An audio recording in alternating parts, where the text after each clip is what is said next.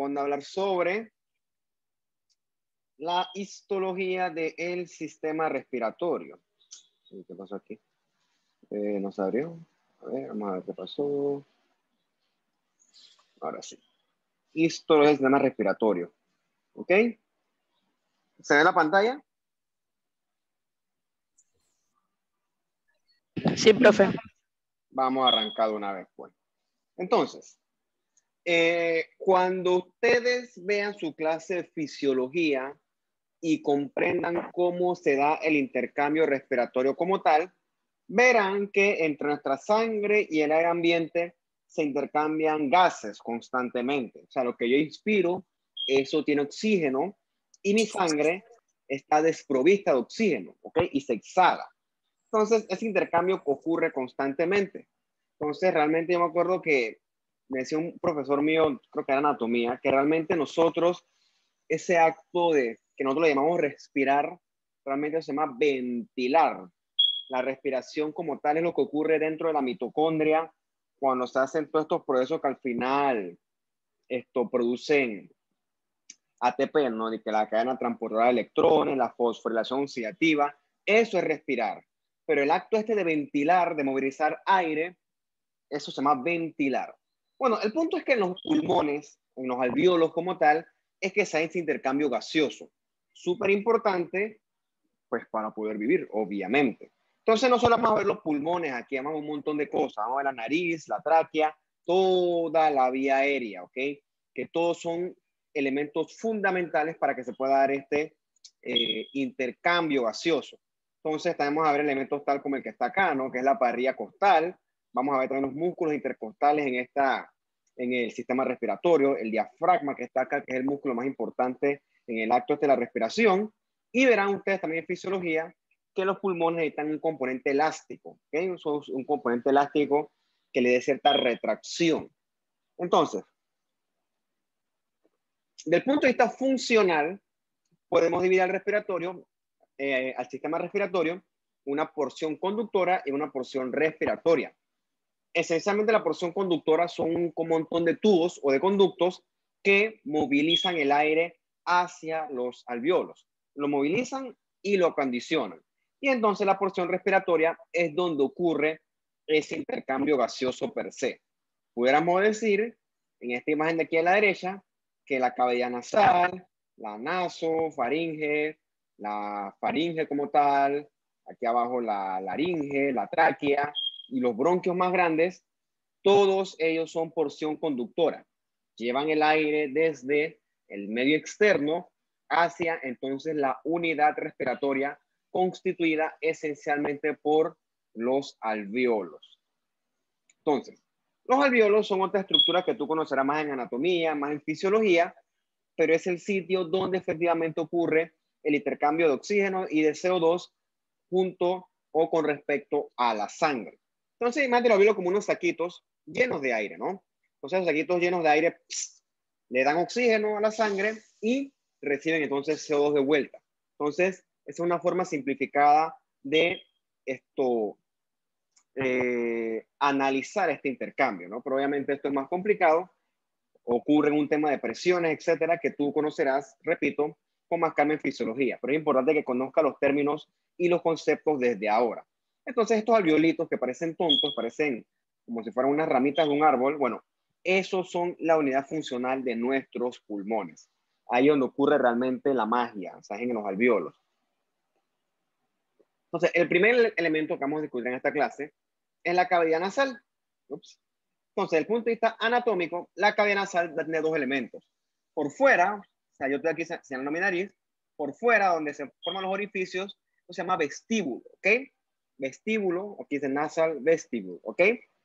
Y ya por dentro, que obviamente eso no lo van a ver, está la cavidad nasal como tal. Entonces, otro concepto importante es que los huecos estos de la nariz, que le llaman también fosa nasal, bueno, eso también se llama narinas. ¿Okay? Esas son las narinas, esos son los orificios que se abren hacia adentro de la nariz a través del vestíbulo. Importante que esa piel de la nariz, ¿okay? Va a tener glándulas bastante sebáceas y sudoríparas, sobre todo sebáceas.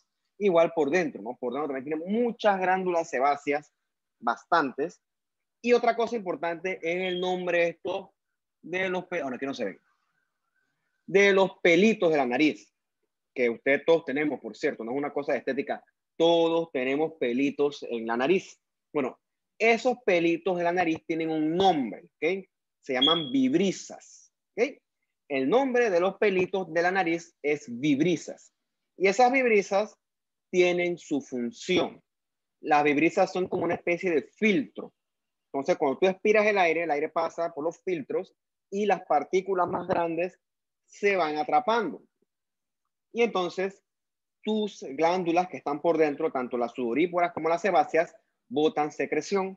Entonces, esas partículas grandes que se van a atrapar en las vibrisas se mezclan con la secreción de las glándulas y forman lo que coloquialmente nosotros le decimos mocos, ¿ok? Los mocos, eso que tú dices, estás jugando la nariz, te sacas, eso no es más que partículas atrapadas aquí en las vibrisas de la nariz que se mezclan con la secreción de estas glándulas y entonces no pasan más profundo en la porción conductora del sistema respiratorio. O sea, ves que todo eso tiene una función, no es solamente un tema de estética. Bien, entre más vamos avanzando, el epitelio de la nariz, obviamente por fuera es piel, cuando tú vas avanzando más profundo, poco a poco el epitelio pierde queratinización, porque ya por dentro no es piel. Hasta llega un punto en el que se transforma en esto que tú ves acá a la derecha. ¿Okay? Ese es el epitelio cilíndrico pseudoestratificado con cilios que puede o no tener células caliciformes. Realmente las caliciformes las vas adquiriendo por lo general a medida que vamos descendiendo en la porción conductora. Pero acá arriba dentro de la nariz como tal, de la cavidad nasal, perdón, no es, podemos, pero esto es normal no encontrar células caliciformes. Bueno, este epitelio, el cilíndrico pseudoestratificado con cilios o ciliados, nosotros le vamos a llamar, por convención en este punto, epitelio respiratorio, que esa es la forma en que le vamos a decir de ahora en adelante, para evitarnos ese nombre tan largo y tan rimbombante. Vamos a llamar epitelio respiratorio y ya. Esta foto que está aquí que se parece al titán ese que camina con la cara toda aplastada, igualito. Eso es lo que ocurre si tú le haces un corte coronal a el cráneo y los huesos craneofaciales. Entonces, tú ves que la nariz tiene dos cavidades, ¿no? Una derecha y una izquierda. En el centro de esas cavidades hay un septo o un tabique, que en un punto también es de hueso. Entonces verás que en la nariz hay hay como una especie de estructuras que la dividen. Aquí hay una, aquí hay otra. Esas estructuras se llaman conchas o otro nombre con que tú lo encuentras en español también es cornetes. Quizá en este es un corte coronal, que está es un corte acá sagital. Un corte sagital de la mitad izquierda visto desde la derecha. Entonces aquí tienes las conchas, no hay una concha superior, una en el medio y una inferior. O sea, si lo verás desde el punto de vista coronal, o sea, de frente, se ven así. Entonces, todas estas conchas y ese tabique nasal, a pesar de que son estructuras óseas, con tejido conectivo, etcétera, todos están cubiertos o revestidos con epitelio respiratorio. Y una cosa importante es que ese epitelio respiratorio tiene una lámina propia que es bien vascularizada. ¿Okay? Esos vasitos que están ahí llevan bastante sangre. Entonces, ese lugar ahí está bastante caliente. De manera que el aire que tú respiras, si es muy frío, se acondiciona gracias a esa gran vascularización de la lámina propia. Entonces, nuevamente, este es el famoso epitelio respiratorio. Quizá la foto aquí en este aumento no se ve con tanto detalle, pero sí puedes distinguir que es un epitelio cilíndrico pseudoestratificado con cilios y esta vez sí tiene células caliciformes. Entonces, acá ve la lámina propia y ve que tiene bastantes vasitos. ¿Dónde están los eritrocitos? Bueno, recuerda que esos vasitos son importantes para acondicionar, o también otra palabra de decirlo, otra forma de decirlo es aclimatizar, ¿sí? Está bien dicho, el aire que tú estás respirando, ¿no? Y también también humidifican, ¿no? Porque ellos proveen algo de líquido para las glándulas mucosas para que también humidifiquen ese aire, para que no sea un aire que entra muy seco. ¿Okay? Entonces, como les dije, esa combinación entre moco que producen las glándulas mucosas como tal o mucinosas y las células caliciformes es como una especie de, como cuando tú pones estas trampas pegajosas en la cocina que atrapan las moscas. Sí.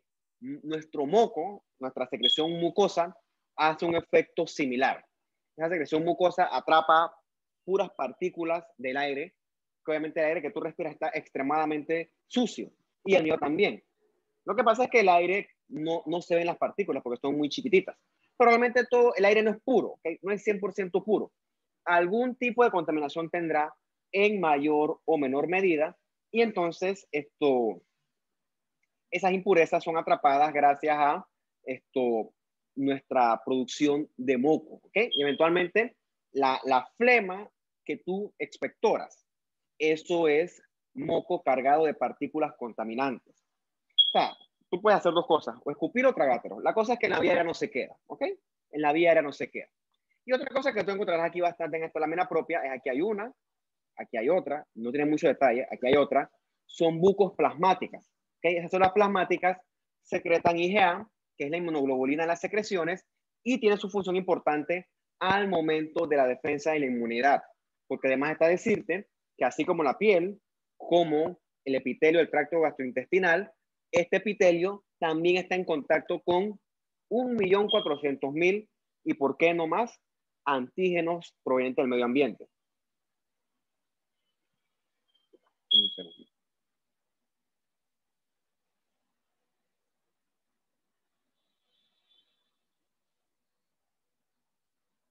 Entonces,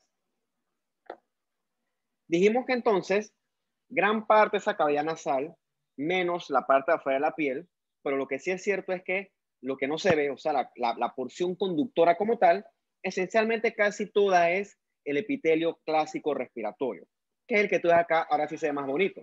Epitelio cilíndrico, pseudoestratificado, con cilios, aquí se ven bien con buco detalle, y aquí están las células caliciformes. Con esta tinción, con este protocolo, sí se lograron preservar algunos de los gránulos que contienen la mucina. ¿Okay? Eso es cuestión del protocolo que se utilice al momento de teñir el tejido. Entonces, nuevamente, ¿no? Este es el epitelio respiratorio clásico, apréndanse. Entonces, este epitelio respiratorio no solamente son células cilíndricas epiteliales, ¿no? Hay otros tipos de células que nosotros vamos a identificar en él. Vamos a ver las cilíndricas, que son las que les dije, las caliciformes, que ya las conocemos, que están acá, pero también encontramos otras que son las brush cells, la de Kulczynski, y las células basales. Bien, la clásica que ya conocemos nosotros, producto de las clases anteriores, son estas células cilíndricas, más altas que anchas, y en esta porción anatómica, o en esta región anatómica, van a tener bastantes cilios, ¿ok? Más adelante vamos a conocer algo que se llama el aparato mucociliar, que el aparato mucociliar lo que hace es agarrar esas partículas con moco y llevarlos desde profundo hacia afuera, de manera que sean retiradas o removidas esas partículas contaminantes. Y eso se logra gracias a la acción de los cilios. En este sentido, los cilios son como unas escobas que van barriendo la vía respiratoria, retirando esas potenciales sustancias contaminantes. Entonces, mira, está muy bonita esta imagen, ¿no? Esta raya rosada que está aquí, la más profunda, esa es la famosa barra terminal. Esa es la estructura que utiliza el cilio para anclarse a la célula epitelial. Dice, es bien bonita, la barra terminal. Entonces, cuando nosotros vemos las citologías de pulmón, una forma de ver que una célula está cambiando hacia displásica es que pierde esto, pierde la barra terminal. O sea que se está desdiferenciando. Cuando tú ves barra terminal, quiere decir que es una célula bien diferenciada. Entonces, una célula bronquial que pierde barra terminal y pierde cilio, quiere decir que se está desdiferenciando y es de displásica en adelante. Depende del grado de displasia. Eso se evalúa en cuanto a la morfología. Bueno, lo que vinimos a ver en esta diapositiva son las caliciformes. Una cosa interesante que quizás no habíamos visto antes es que las caliciformes también tienen núcleo. Lo ves, está aquí abajito, ¿no? Parece como un triangulito invertido. Realmente es un núcleo basal que está empujadito hacia la base porque el citoplasma de la caliciforme está lleno de gránulos que contienen mucina. ¿Okay? La mucina es una glucoproteína. Por eso es que tiene paz, pero también tiene su parte de proteína. Entonces, si aquí le damos una atención para mucinas, la que más te guste, Paz, Alcian Blue, Musicarmin, entre muchas otras que hay, esto teñiría. ¿Okay? Entonces, como les dije, ¿no? Puede que encuentres o puede que no encuentres células caliciformes en el epitelio respiratorio, dependiendo de en qué porción de él te estés ubicando. Otra célula que sí es un poco más difícil de ver en secciones histológicas es la célula en cepillo o la Brush cell. Esta célula que está aquí, que es la que está en el esquema, es una célula que en vez de tener cilios va a tener microvellosidades. Entonces tienen otra función. Estas Brush cells lo que hacen son percibir sustancias externas, ¿no? Tienen una función parecida al botón gustativo que estudiamos cuando veíamos la clase de la lengua. Tiene una función más de percibir sentidos. Creo que es una redundancia, una función sensorial. Otra célula que vemos es la célula de Kulczycki, que es el epónimo, o también le llaman células granulares pequeñas. Son estas que están aquí en el esquema y lo importante es que su función es de secretar hormonas, o sea que son células con función endocrinas. En este caso se le llama que pertenecen al sistema neuroendocrino difuso. Entonces, gracias a la secreción de ellas, el epitelio puede, o el tejido respiratorio puede desempeñar distintos tipos de funciones. Y las otras que vemos son las células basales, que son estas negritas de acá abajo, que tienen un citoplasma escaso y un núcleo bien basofílico. Entonces, estas son las células que hacen mitosis y son las células que recambian constantemente el epitelio. Todas estas células que hemos hablado hasta ahorita, ninguna es eterna. O sea, todas tienen una vida media.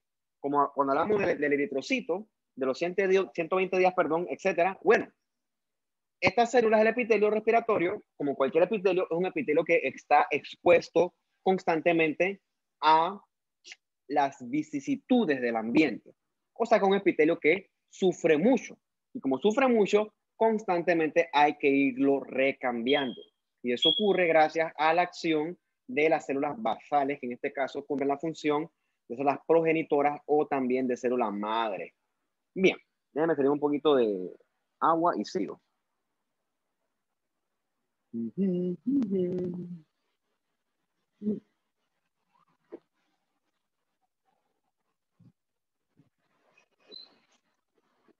ahora.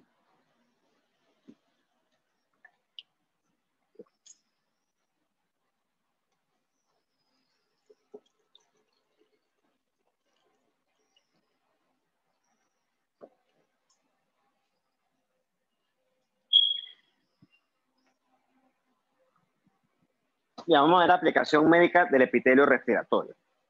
Así como nosotros discutíamos en alguna clase, que exactamente no me acuerdo cuál fue, dijimos nosotros que cuando hay enfermedad por reflujo gastroesofágico, el estómago resiste bastante bien el ácido que el mismo produce, pero el esófago no resiste bien ese ácido. Y si el evento lesivo no se detiene, el epitelio del esófago, que es un escamoso estratificado, se va a comenzar a lesionar.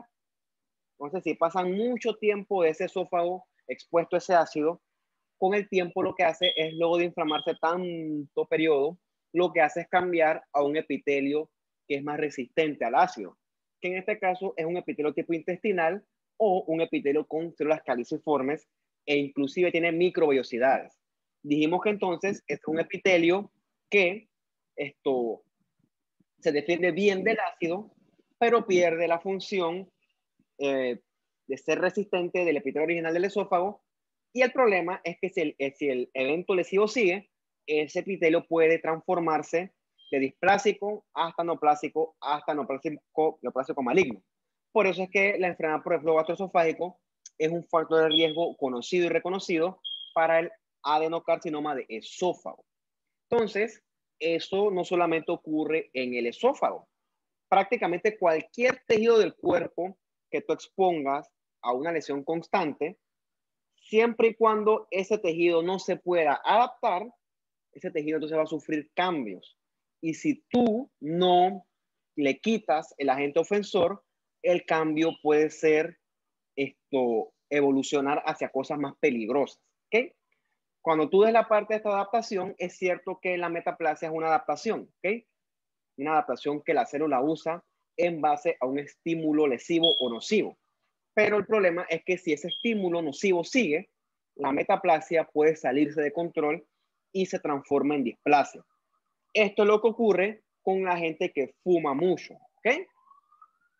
O más bien, en términos absolutos, los fumadores, porque realmente eso es si fumas poco, fumas mucho, la línea es bastante delgada.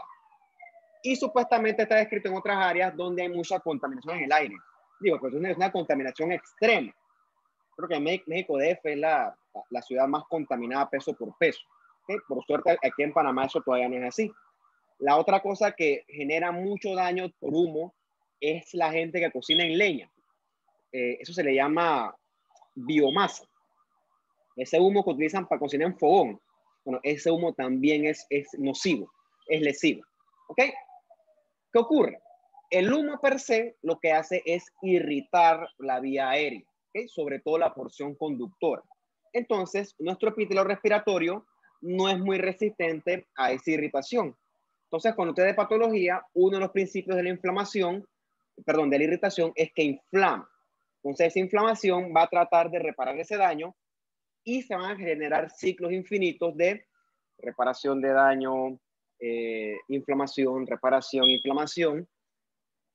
Y eso va a continuar si el estímulo ofensor no es retirado. O sea, si la persona sigue fumando, es por el gusto. Vas a tener un epitelio respiratorio constantemente dañado.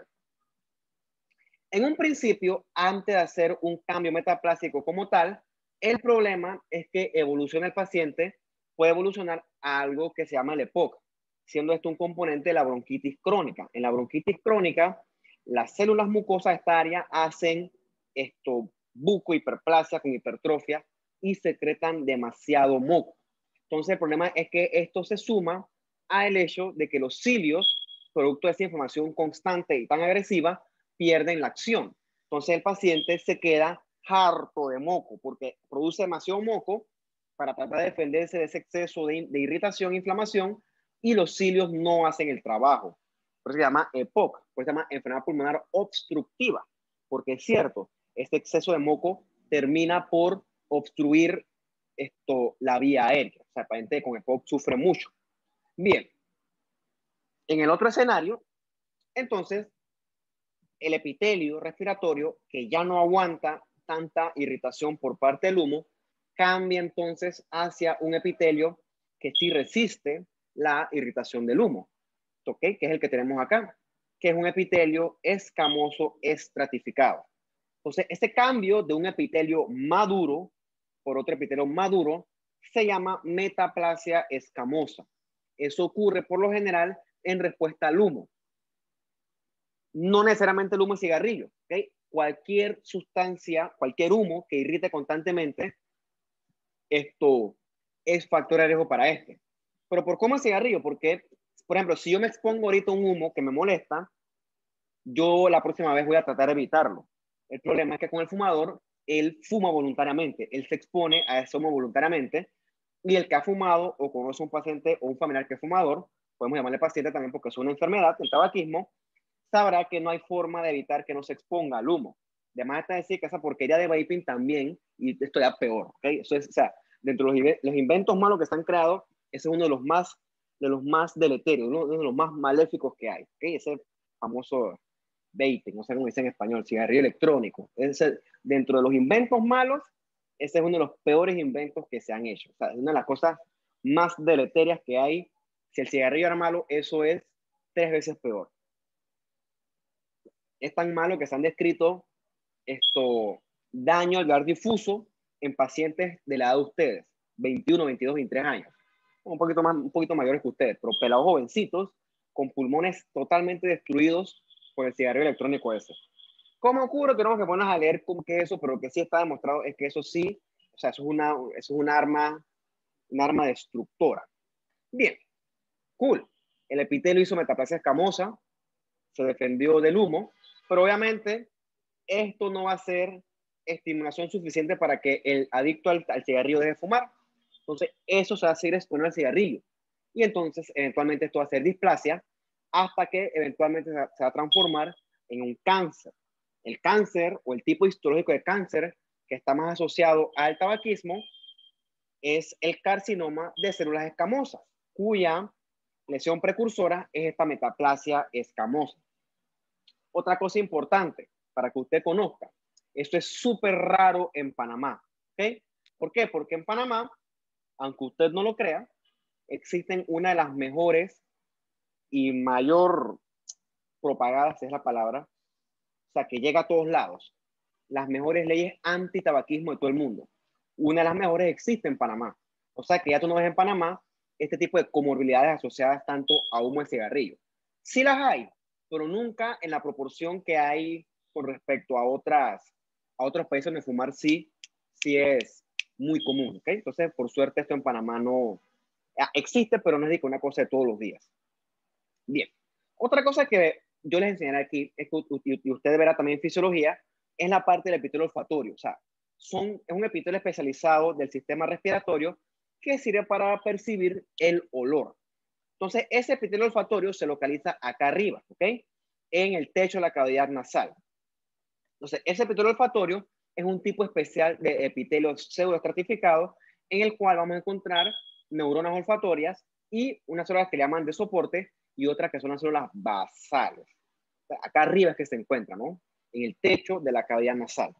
Bien, habíamos repasado en alguna clase, sobre todo creo que fue la de nervioso, los tipos de neuronas. Entonces, la neurona olfatoria es un tipo de neurona bipolar. Una cosa importante es que esta neurona bipolar proyecta proyecciones parecidas a cilios. Entonces, esas proyecciones se van hacia una capa que llaman capa acuosa, donde hay una sustancia parecida al moco. Entonces, ahí esos cilios, pseudocilios, lo que hacen es captar ese moco y en ese moco se proyectan los olores, ¿no? Y entonces, esa información pasa a través de la neurona y se conecta con los axones que llegan al cerebro. Y entonces, en el cerebro es que se analiza esa potencial información odorífera, ¿no? O captan o realmente se analiza ese olor. Una cosa importante es que estos axones, estas neuronas olfatorias, llegan al cerebro a través de un hueso que se llama el hueso etmoides. Un hueso que tú debes conocer en tu clase de cabeza y cuello y también en tu clase de neuroanatomía. Ese hueso etmoides tiene unos huequitos, ¿ok? A través de esos huequitos es que llegan los axones desde la neurona olfatoria hasta el cerebro. Aquí se ve mejor. O sea que esta imagen está al revés. Aquí está el epitelio respiratorio, perdón, el epitelio olfatorio, y ves los axones que llegan a través de este hueso. ¿Okay? Este hueso es el hueso etmoides y él tiene unos huequitos. A través de esos huequitos, esas cribas, pasan entonces los axones y llegan entonces hasta el cerebro. Aquí no, ethmoid bone. Entonces, eso con respecto a la neurona olfatoria. Otras células que encontramos son las células de soporte, que son estas aquí anaranjaditas, ¿no? Unas células más que todo columnares y bien delgaditas. Entonces, estas células de soporte también tienen microvellosidades que se proyectan hacia la capa acuosa. Lo que hacen estas células de soporte, como dice la palabra, es proveer el microambiente adecuado para que la neurona olfatoria pueda realizar su función. Hemos hablado hasta el momento que para que una neurona pueda hacer su función, tiene que haber un ambiente o un microambiente electroquímico adecuado. O sea que la célula de soporte se encarga de mantener el ambiente iónico de la manera más adecuada. Entonces, en esta imagen ves como los axones, ves cómo pasan esos axones a través de este hueso. Recuerda que este es el hueso etmoides y un hueso con huequitos, con poros, con cribas, es la palabra, en la cual los axones pasan a través de él, a través de estas cribas, por lo que se llama lámina cribosa del etmoides. Y finalmente tenemos las células basales, que son parecidas a las células basales de otros sitios, ¿okay? Que son células que sirven para reemplazar constantemente las células de este epitelio olfatorio. Una cosa curiosa, y en lo que yo sé única, si quieren rebatirlo pueden hacerlo, es que la neurona olfatoria es la neurona con la mayor capacidad de regeneración entre las neuronas. Como dice aquí, ¿no? Son reemplazadas cada 2 o 3 meses. O sea, ojalá todas las neuronas fueran así. Pero bueno, es una característica fisiológica y biológica única de ella. Si quieren pueden buscarlo, debatirlo, pero esto sí está demostrado. Bien. Entonces aquí, ¿no? Aquí está el epitelio olfatorio. Ve que es un epitelio que se ve bien estratificado y acá tiene sus cilios también. sus cilios que se extienden hasta la capa acuosa. Obviamente, si bajamos aquí, distinguiríamos qué es neurona, qué es no, pero lo importante es que sepan que es un epitelio sobre todo estratificado, tiene un gran grado de estratificación. En este epitelio aquí abajito encontramos glandulitas que son de secreción serosa. Esas glándulas reciben el nombre de glándulas de Bowman, ¿ok? Entonces esas glándulas de Bowman secretan, voy a ser redundante, esa secreción acuosa que permite que se mantenga esta capa acuosa. Y eso facilita el acceso a las potenciales sustancias odoríferas, ¿okay? Gracias a las glandulitas de Bowman. Bien, entonces con respecto a la aplicación médica de este epitelio olfatorio, cuando tú des esto propedéutica, verás que hay signos, ¿no? Por ejemplo, cuando dice el paciente, usted huele poquito o huele menos que antes, se llama hiposmia, que es el famoso signo de COVID. O sea, que tú agarras, por ejemplo, vinagre que huele fuerte y cuando tú lo hueles, tú lo sientes. Es un olor fuerte. O cuando tú lo hueles y no sientes nada, tú dices, chuchi, tengo hiposmia, ¿no? Te preocupas. O hueles poquito, hueles menos, realmente la palabra. Hiposmia es que hueles menos, ¿ok? Y anosmia es que definitivamente pierde la capacidad de oler. La anosmia se da sobre todo cuando el paciente está resfriado, porque el exceso de secreción de moco impide que se dé adecuadamente esta transmisión de olores, que es por un tema de exceso de moco. Otra cosa que puede provocar la anosmia es un trauma a la lámina cribosa del etmoides, plácata. Entonces, ¿por qué? Porque ahí están los axones, y son los axones, se corta la conexión de la neurona olfatoria con el cerebro. Como les dije, una cosa curiosa es que eso puede ocurrir, pero el paciente con el tiempo puede recuperar el olfato gracias a la gran capacidad de regeneración de las neuronas olfatorias. Eso es una cosa bien curiosa de este sitio anatómico. Bien, otra estructura que tú conocerás a lo largo de tu carrera son los senos paranasales. Hay veces que la gente dice en la mañana, estoy con sinusitis. Eso está mal dicho. Realmente esa manifestación corresponde más que todo a la rinitis, que es un proceso principalmente alérgico. La sinusitis es la inflamación del seno paranasal y eso tiene otra connotación.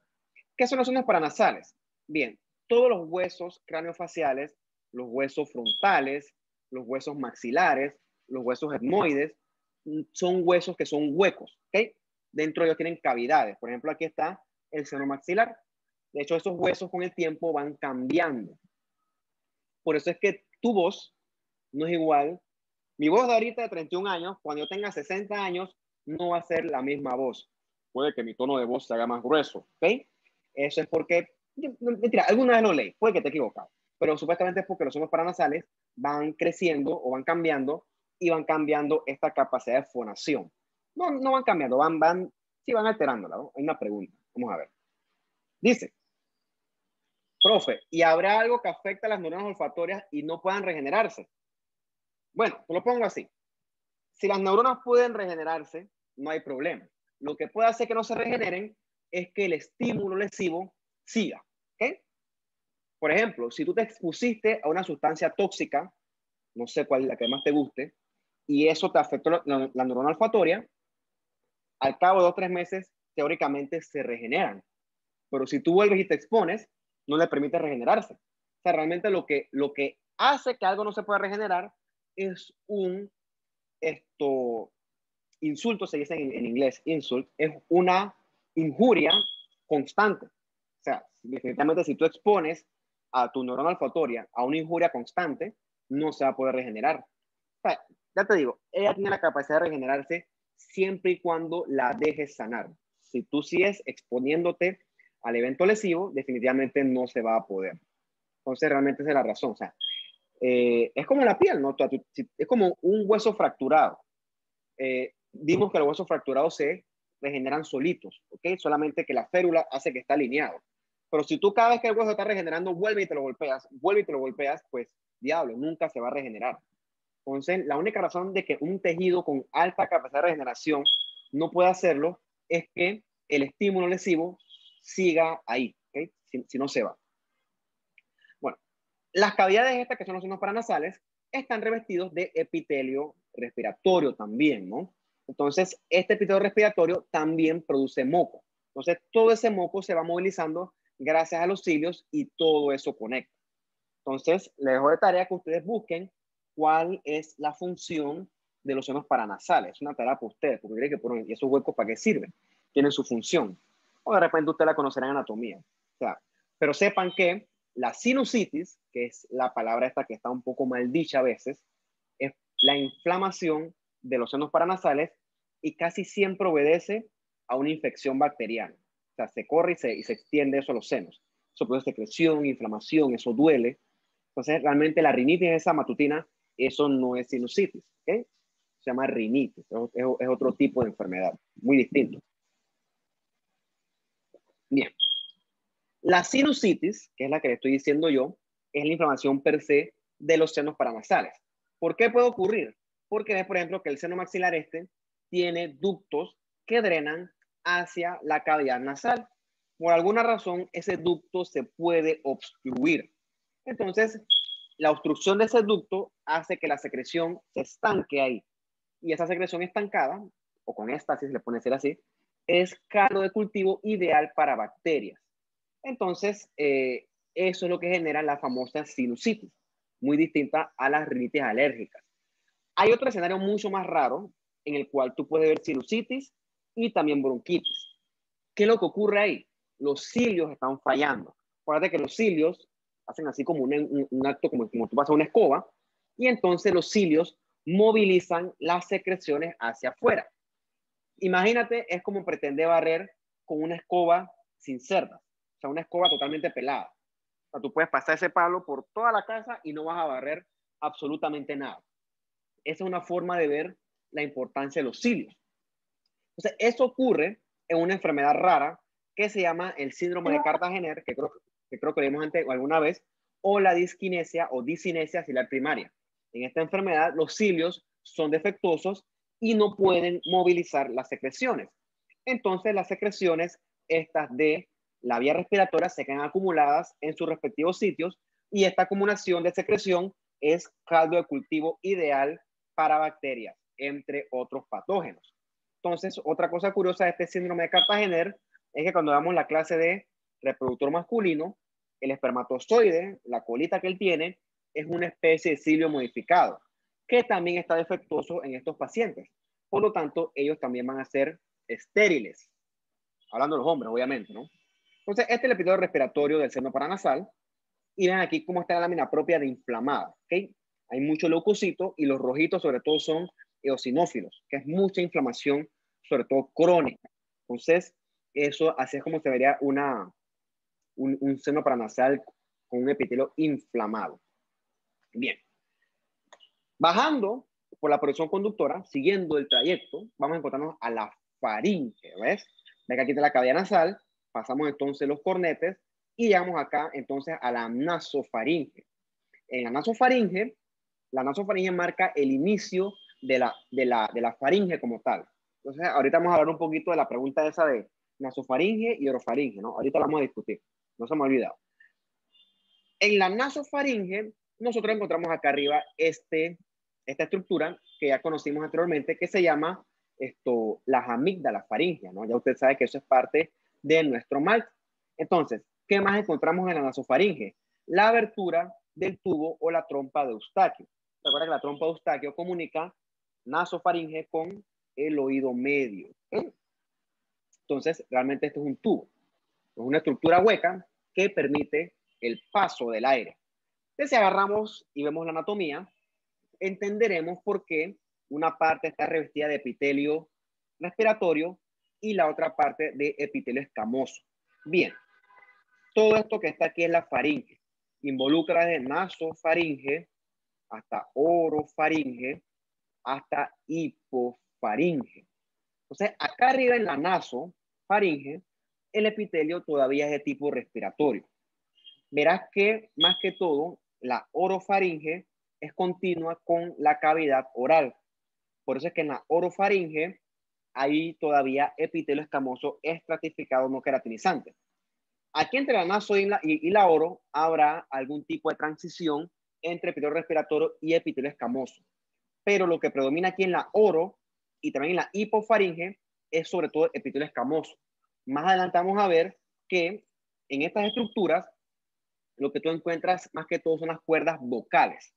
Entonces, esas cuerdas vocales necesitan epitelio respiratorio porque por ahí pasa mucho aire. Y ese aire a veces es muy desecante, esa es la palabra. El aire seca.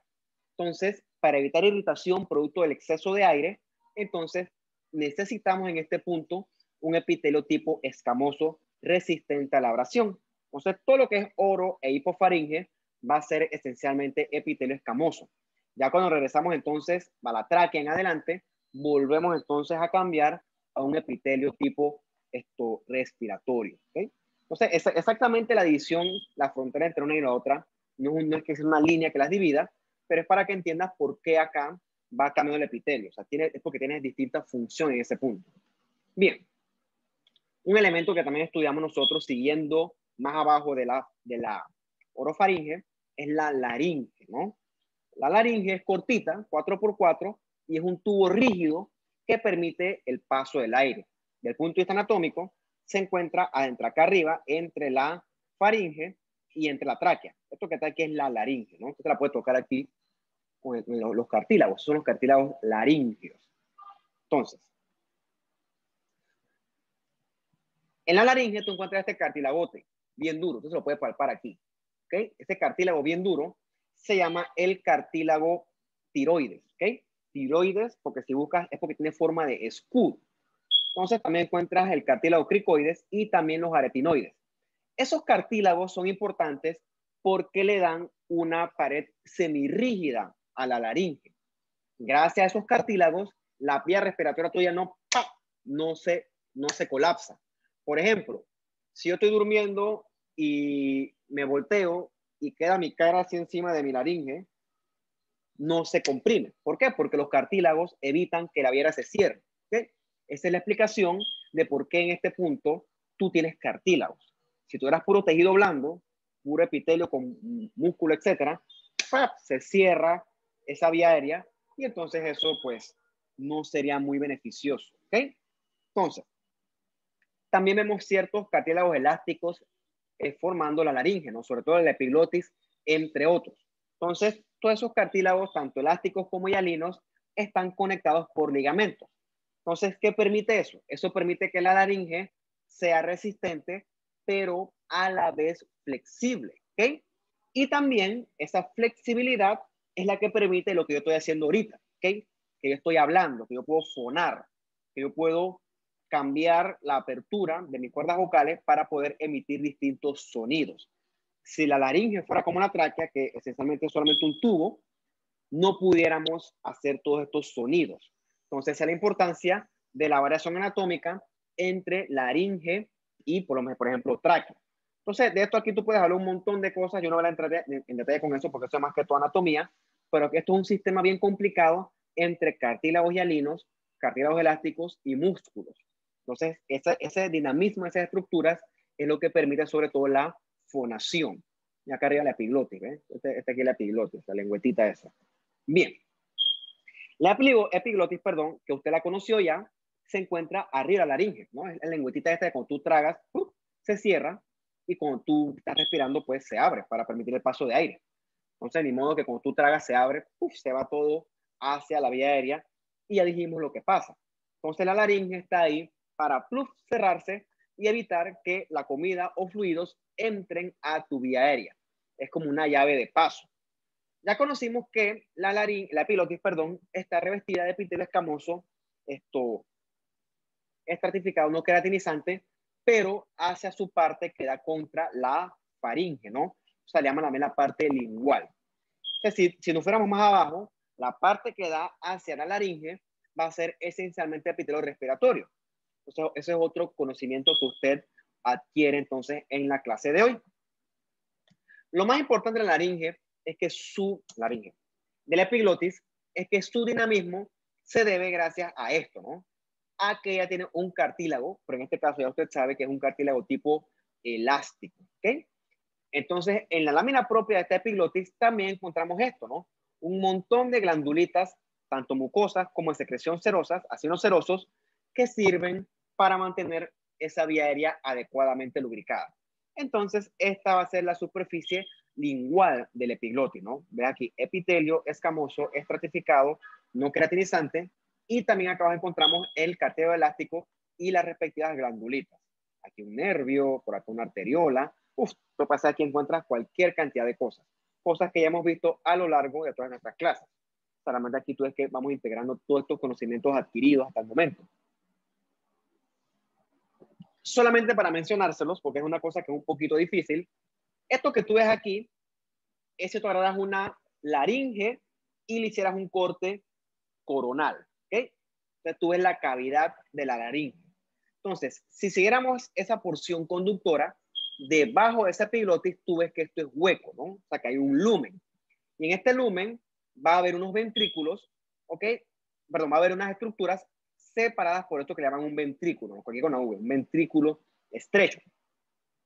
Entonces, aquí tú encuentras varios pliegues, ¿ok? Encuentras estos pliegues superiores, que lo aquí, pliegue superior, entonces, y encuentras estos pliegues acá abajo inferiores.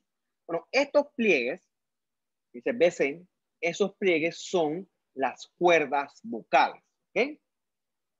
Estos pliegues aquí abajito, divididos por este vestíbulo, son las cuerdas vocales.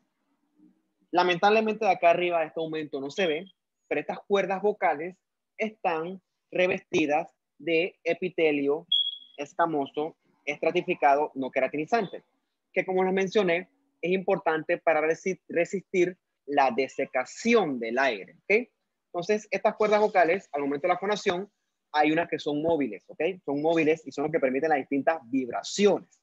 Entonces, y esto está movilizado gracias a esta masa de músculo acá abajo que se llama el músculo vocal. Entonces, estas son estructuras que tú encuentras en tu laringe. O sea, es un órgano, la verdad es que es un órgano de cuidado, es un órgano bien chiquitito, pero tiene muchas estructuras. Es bien complicado desde el punto de vista anatómico. Yo nada más le menciono aquí las generalidades, pero si se me pregunta a mí, es un órgano que es bien diverso y bien complicado.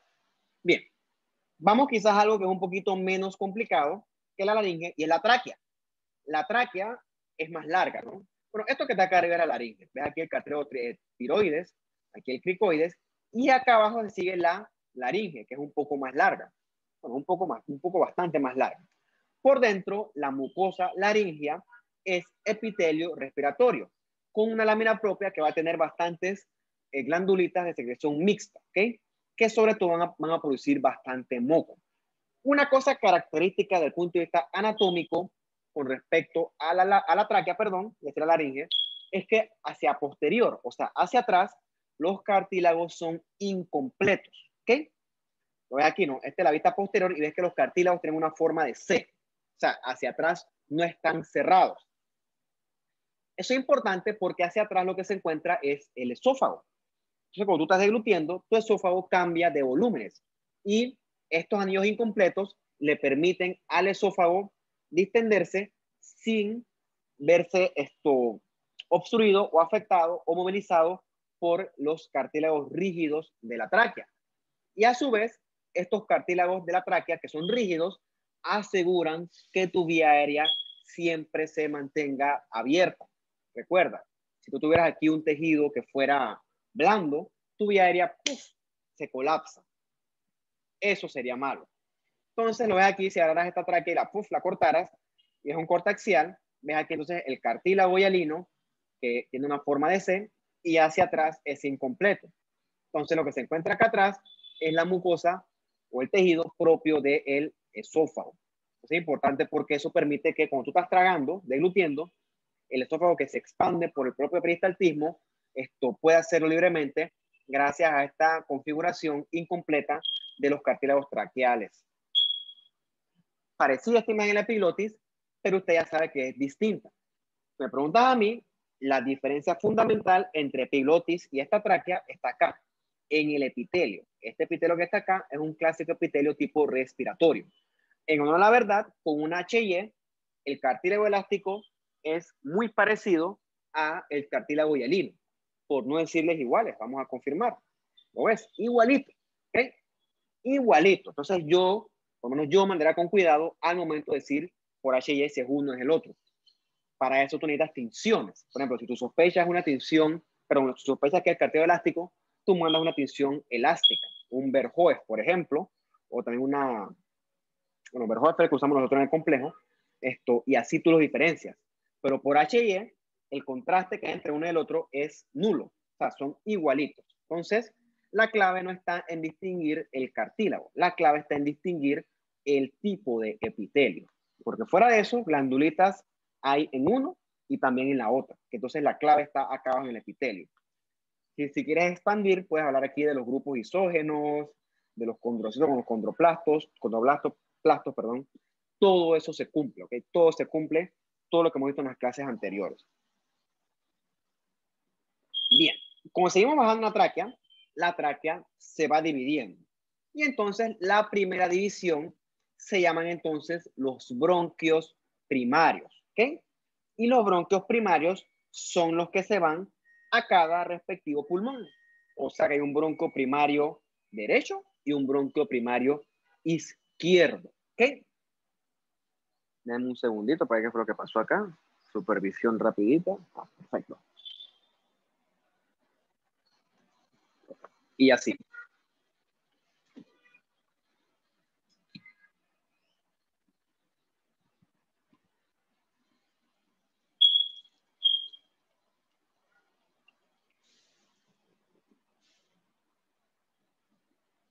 Caray, se derramó.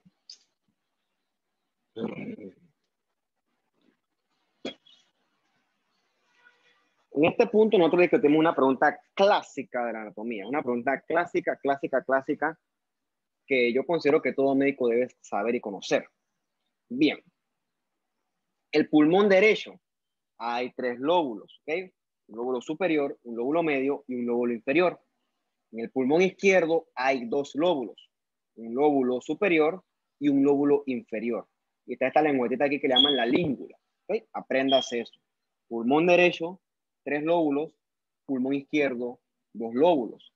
O sea que según la pregunta del examen yo le digo, no, que en el lóbulo medio del pulmón izquierdo, eso está mal. O sea, en el pulmón izquierdo no hay lóbulo medio, que nada más hay lóbulo superior y lóbulo inferior. ¿Okay? Eso nada más para que usted sepa. Se supone que usted verá eso con mucha más calma en anatomía. Realmente yo estoy aquí hablando de anatomía, pero me toca hablarlo porque si no la histología es demasiado cruda, ¿okay? Es demasiado surreal, es demasiado abstracta y me toca hacer la correlación con los hallazgos macroscópicos. Pero sepa eso, ¿no? Que derechos son 3 lóbulos, izquierdos son 2. Irónicamente está en la mano izquierda mía y está en la derecha. Ajá. Pero es que me estoy viendo en la pantallita. Bien. Los bronquios primarios, que son estos grandototes, se dividen en cada respectivo lóbulo pulmonar. O sea que en el pulmón derecho darán 3 ramas, ¿okay? Porque cada una acompaña a su respectivo lóbulo. Y en el pulmón izquierdo darán 2 ramas, porque repito, cada una acompañará a su respectivo lóbulo. Eso quiere decir que el bronquio primario en el pulmón derecho se divide en 3 bronquios secundarios y en el pulmón izquierdo se divide en 2 bronquios secundarios. Cada uno acompaña a su respectivo lóbulo. Aquí lo pueden ver, ¿no? A la tráquea. Aquí está el bronquio primario derecho y se divide en una rama que es superior, una rama que es inferior, una rama que es media y otra que es inferior. Realmente se ven mejor con los colorcitos acá. No es que es una cosa perfecta.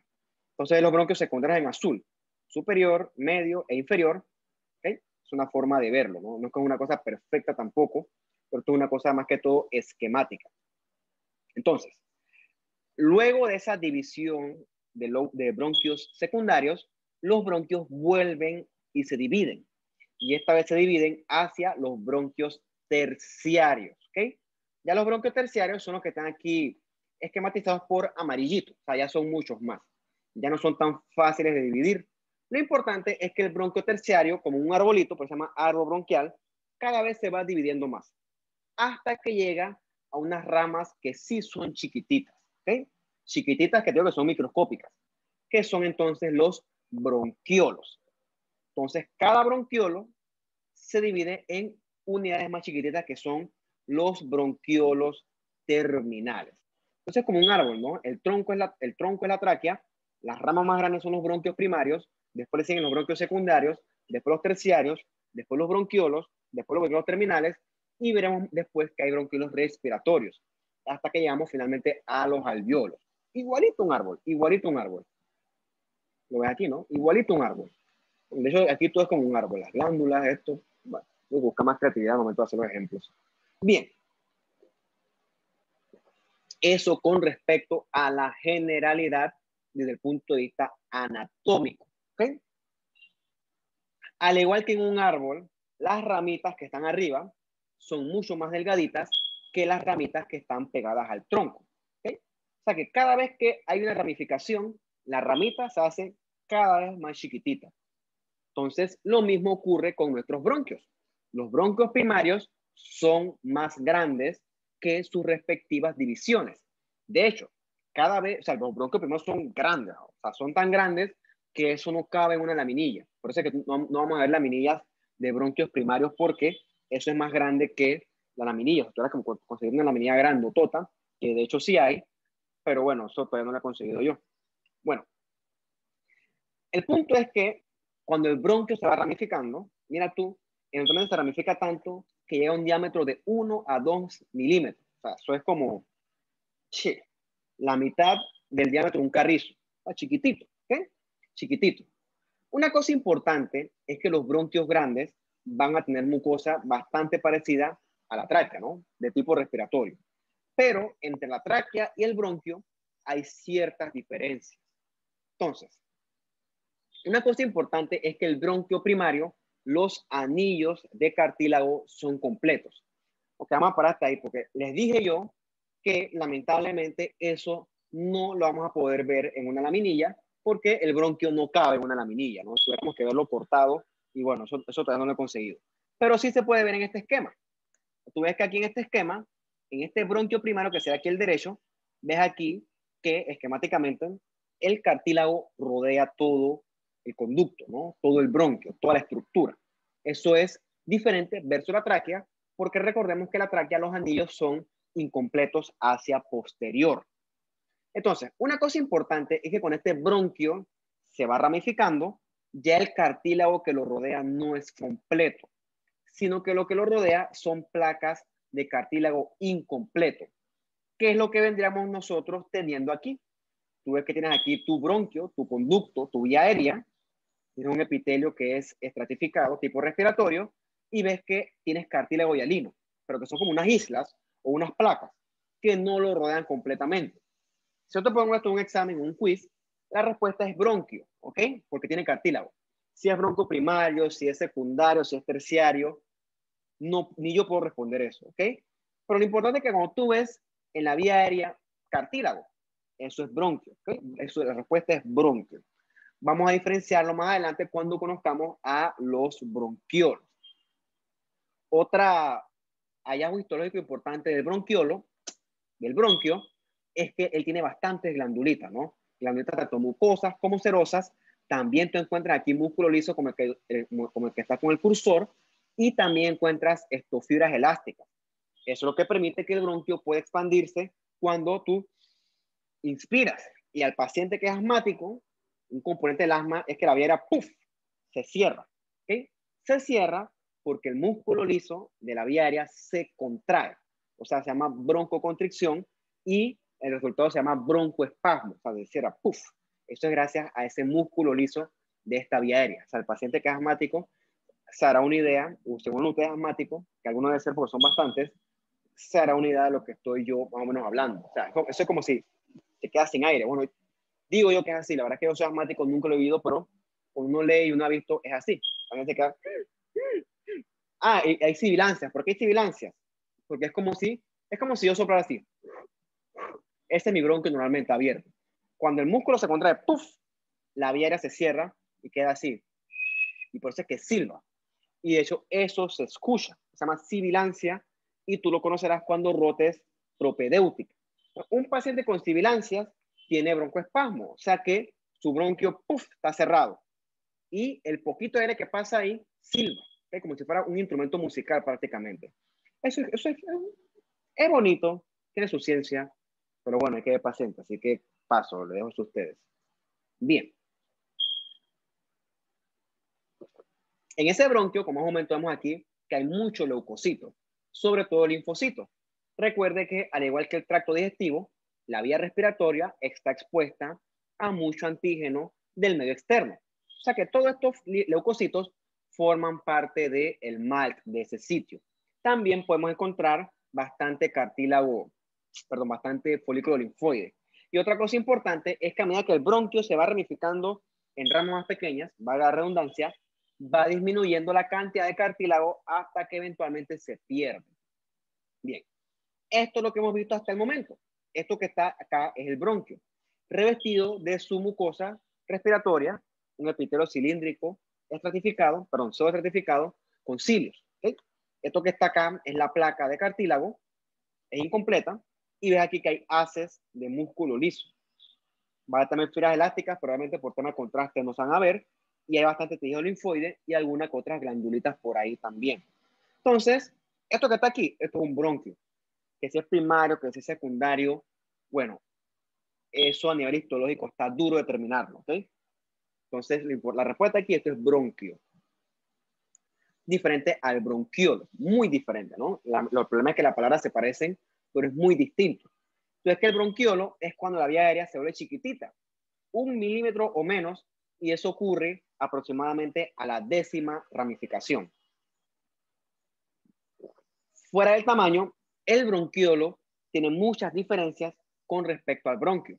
Primera, no tiene cartílago. La había puesto arriba. ¿Ves? El bronquiolo no tiene cartílago. Repito, el bronquiolo no tiene cartílago. ¿Ok? Y tampoco va a tener glándulas mucosas. Porque me preguntan a mí, lo más importante es que el bronquiolo no tiene cartílago. El bronquio sí tiene, que sí es completo, que sí son placas, pero sí tiene, ¿ok? El bronquiolo no tiene. Rodeando al bronquiolo, vemos que hay bastante músculo liso, que eso es importante porque eso también se puede cerrar cuando hay ataques de asma. ¿Okay? Entonces, veremos que en las ramas más grandes de los bronquiolos, el epitelio sigue siendo el epitelio tipo respiratorio, pero a medida que el bronquiolo se hace más chiquitito, la complejidad del epitelio disminuye y este se convierte en un epitelio más bajito, en un epitelio cúbico de una sola capa, como el que tenemos aquí, ¿no? ¿Qué tenemos aquí? Esto es un bronquiolo. Esto es vía aérea chiquitita. ¿Okay? Ves que el epitelio que lo recubre está entre cilíndrico y cúbico, pero es un epitelio mucho más simple que, por ejemplo, este. Este que está acá en el bronquio es un epitelio mucho más especializado. Este que está acá es más simple. Aquí no hay cartílago, aquí no hay glándulas, y aquí lo que se hay es un poquito de músculo liso con algo de tejido conectivo. Otra cosa importante, aquí esto lo rodean alveolos, ¿no? Ven los espacios con aire. Ahorita vamos a hablar de los alveolos. Entonces, en este punto hablamos un poquito de la aplicación médica y el aparato mucociliar de los bronquios. Como les dije, toda la vía aérea, hasta cierto punto, tiene sus cilios y sus caliciformes. Recuerda que esos cilios y esas caliciformes producen moco.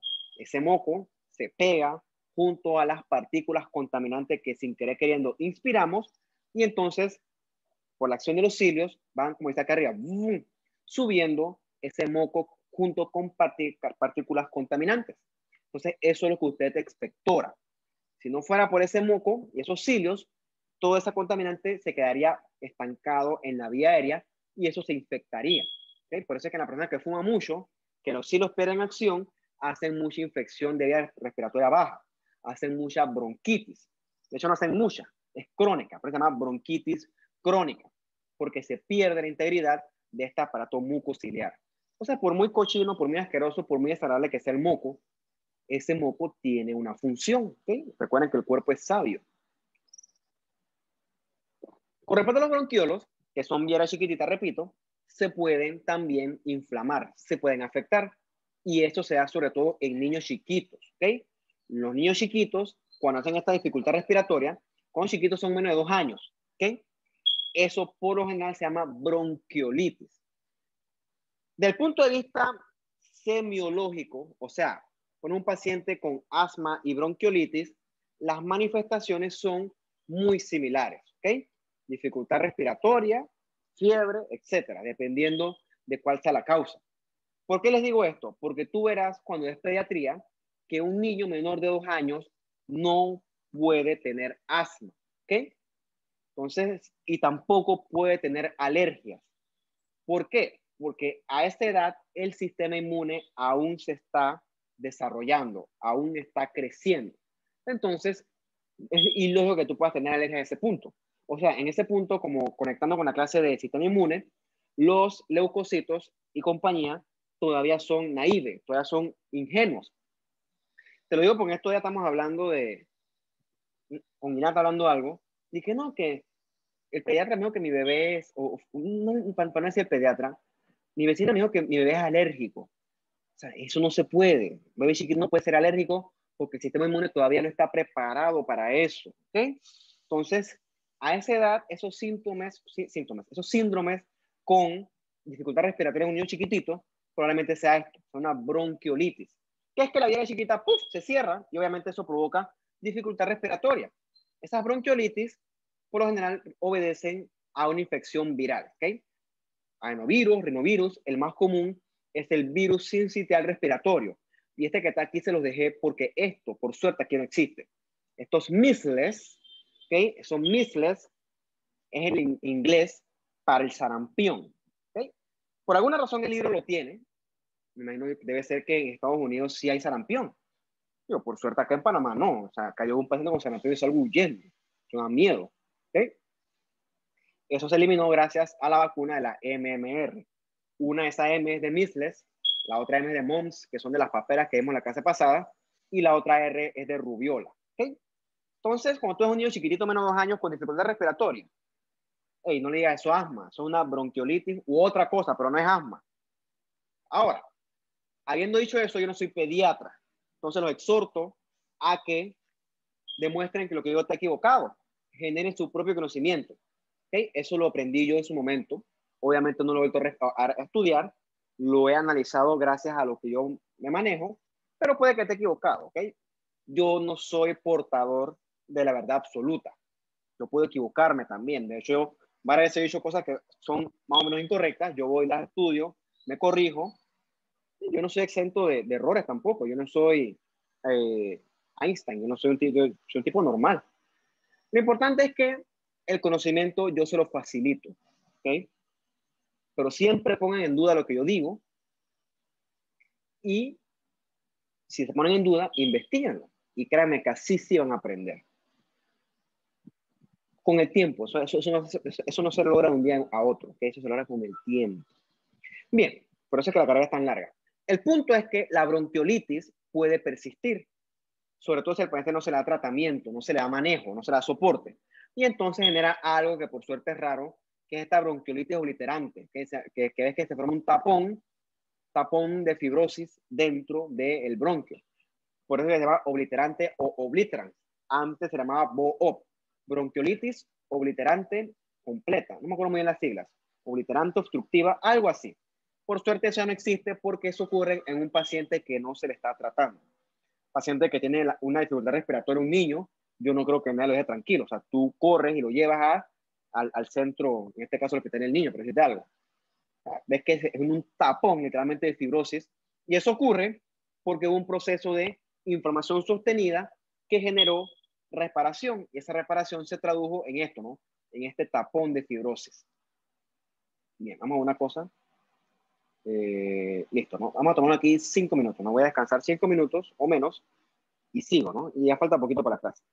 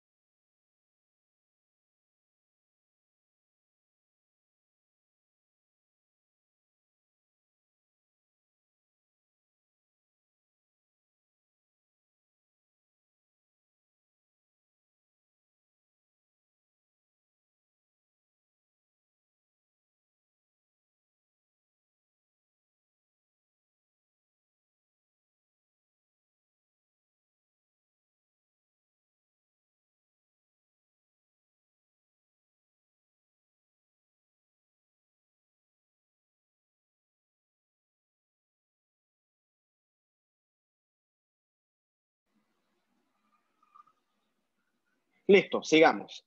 Entonces, cuando vamos hacia las ramas más chiquititas de los bronquios, perdón, dijimos que las células son más rudimentarias, más chiquititas.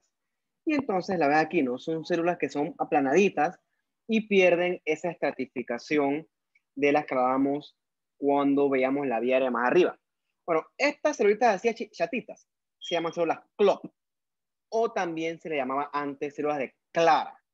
Entonces, les voy a dejar aquí en este punto una tarea. ¿Okay? Busquen por qué ya no se les llama a estas células de Clara. ¿Okay? Eso tiene que ver con la historia de la medicina. Entonces, apuntan, ¿no? Y se los prometo que se los pregunto en el próximo quiz. Eso es un compromiso. Bueno, estas células CLOP, antes llamadas células células de Clara, son células cuadraditas, no tienen cilios y tienen en su interior bastantes granulitos. Estos granulitos secretan surfactante, ahorita vamos a hablar que es el surfactante, algo de mucina y también algo de citoquinas y péptidos antimicrobianos. ¿Okay? Ese es el epitelio de la vía aérea más chiquitita, de los bronquiolos. Entonces, con respecto al asma, es relativamente común. Hay varios tipos de etiología. La más común es la alérgica, pero hay otros componentes. Yo repito, yo no soy experto en asma. ¿Qué ocurre con el asma? Hay inflamación crónica del árbol bronquial. Recuerda que el árbol bronquial va a tener músculo liso. Parte del componente del asma hace que ese músculo liso ¡puf! Se cierre. Eso es el famoso broncoespasmo. Y eso ocurre en respuesta a la degranulación de los mastocitos. O sea, el paciente asmático está tranquilo. Él sabe que tiene asma y esa asma siempre se gatillea por culpa de un antígeno o de un estímulo. Ejemplo, un estímulo puede ser una infección viral respiratoria, cualquier resfriado. El paciente asmático está tranquilito, agarra un resfriado y eso le gatilla el asma. ¿Por qué? Porque los mastocitos están locos, ¿okay? Se vuelven locos, se desgranulan y esa desgranulación provoca varias cosas.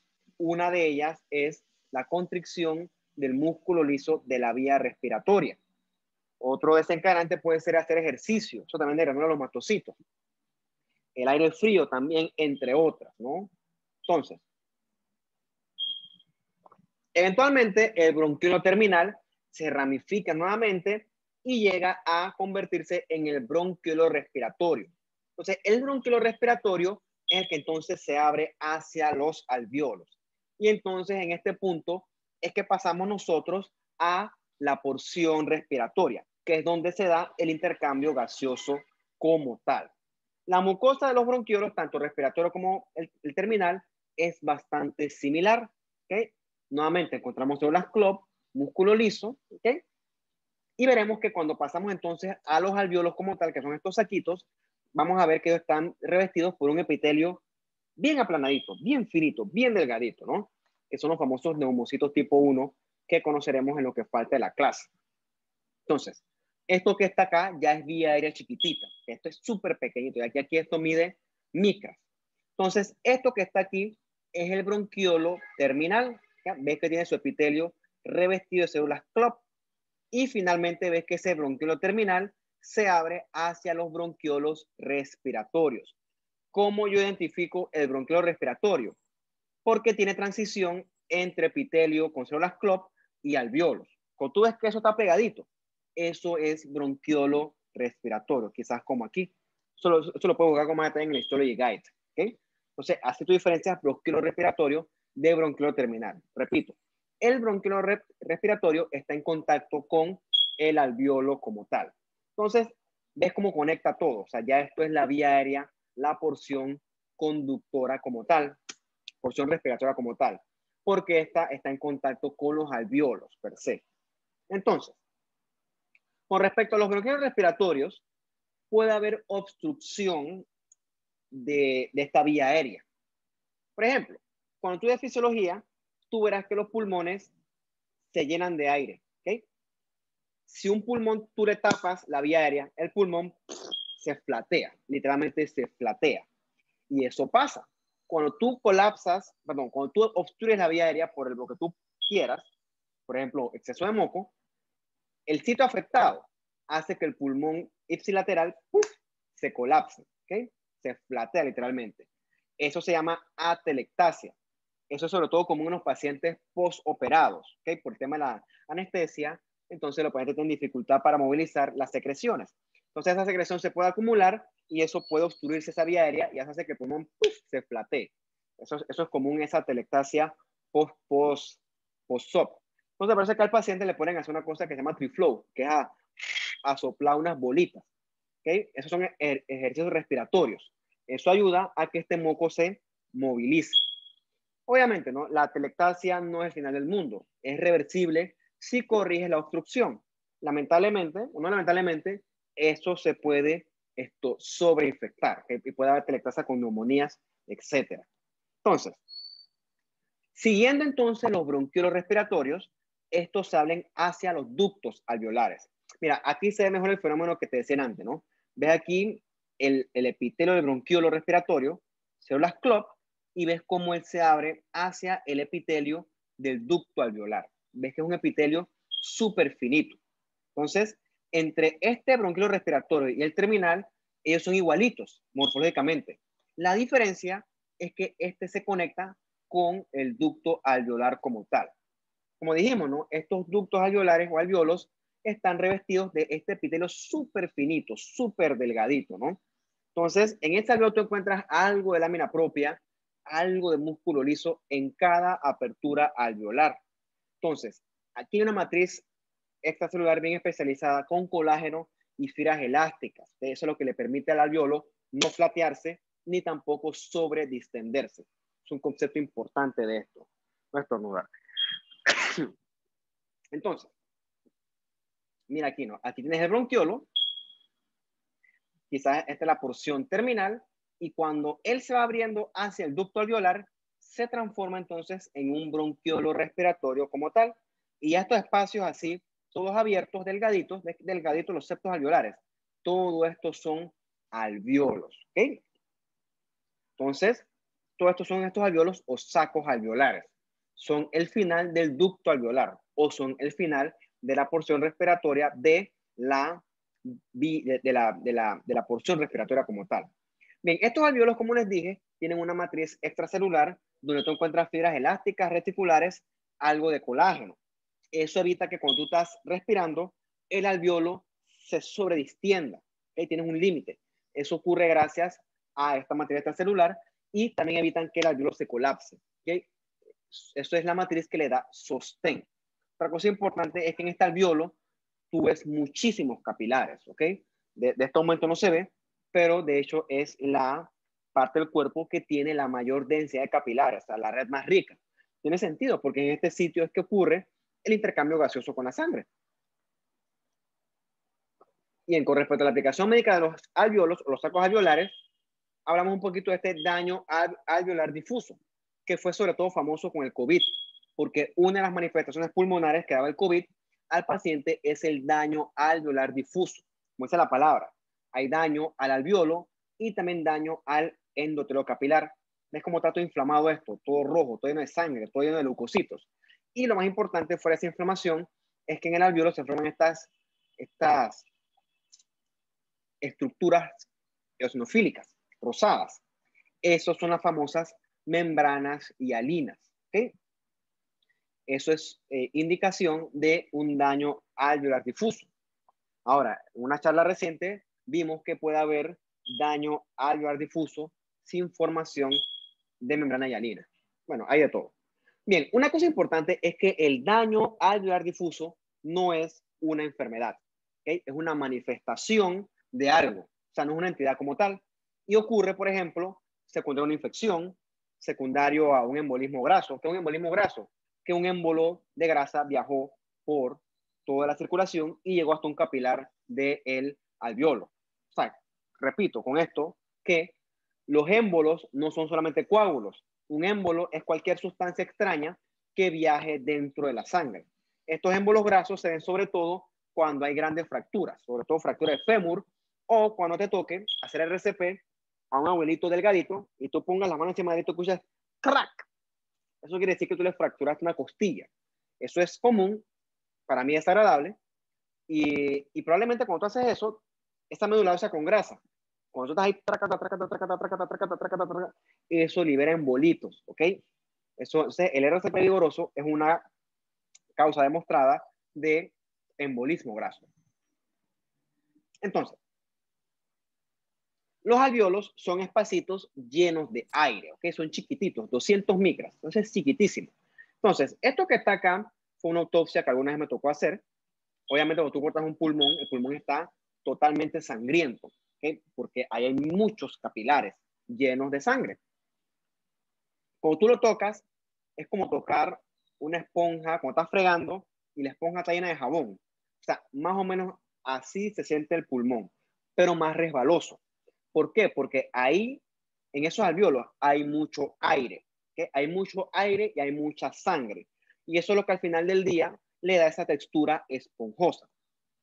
Imagínenselo como una esponjota así, llena de buco jabón que tú la tocas y como que resbala. Más o menos así se puede sentir un pulmón, ¿okay? Porque está lleno de aire y lleno de sangre también. Bien. Ven aquí los alveolitos, ¿no? Estos son los alveolitos que realmente forman parte del ducto alveolar y las terminaciones o las terminales son los alvéolos o saco alveolar como tal. Entonces, en este sitio es que ocurre el intercambio gaseoso entre oxígeno y sangre y también CO2.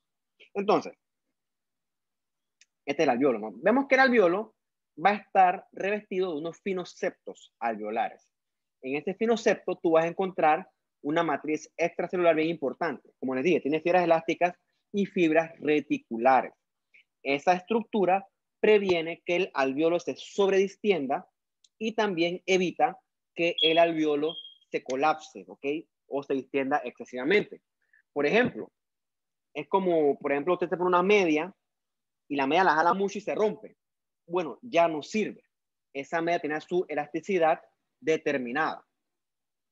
Algo similar ocurre con su alveolo. Su alveolo tiene una elasticidad determinada, que aunque por mucho que tú inspires, esa fibra elástica y la reticular evitan que el alveolo se rompa, que lo evitan. Entonces, hace una superinspiración bien profunda, pero gracias a esa matriz con fibras elásticas y reticulares, evitan que el alveolo se abra demasiado y se rompa. Eso es la importancia de la matriz en este punto. También permiten que eso retroceda, tenga su retroceso elástico, y eso al final del día permite el intercambio gaseoso.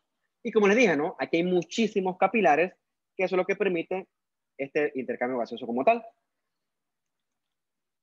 Entonces, hablando un poquito de un concepto que tú estudiarás más en fisiología, vemos que en esta parte del pulmón hay muchos capilares conectados, ¿no? Pues esa es la palabra que está aquí, anastomosados, viene de anastomosis. Una anastomosis es una conexión entre dos estructuras tubulares, ¿okay? Puede ser intestinos o pueden ser vasos. En este caso son vasos sanguíneos capilares que están bien interconectados, o sea, bien anastomosados. Entonces, vemos nosotros que el alvéolo está separado del aire que inspiramos por una barrera bien especializada, que desde el punto de vista del libro le llaman barrera aire-sangre, pero en fisiología tú la conocerás como barrera alvéolo capilar.